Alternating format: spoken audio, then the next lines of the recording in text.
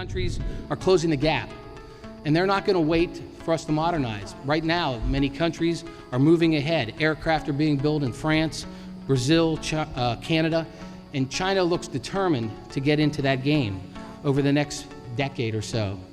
We can't lose our position in aviation like we did in other industries. We invented aviation in America. We're the leader in the world when it comes to aviation.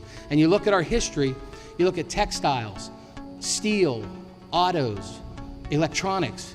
At one point, we led the world, and today we don't lead the world in many of those industries. So I think it's absolutely vital that we do something different. And this is not about protectionism.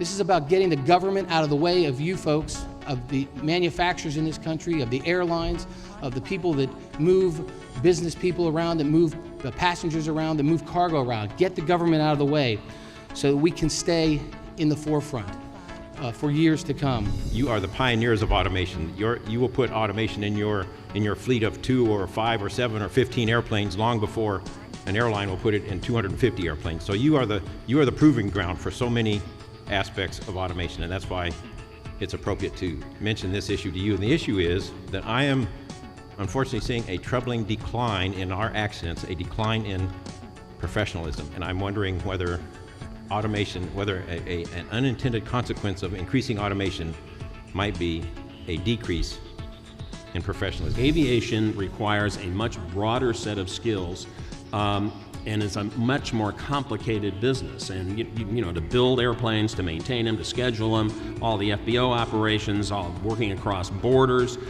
it is really, really amazing. And fortunately, NBAA, one reason I'm such a big advocate, is that NBAA advocates for all of us in aviation, facilitates all these various activities, and of course provides the education, which is so important.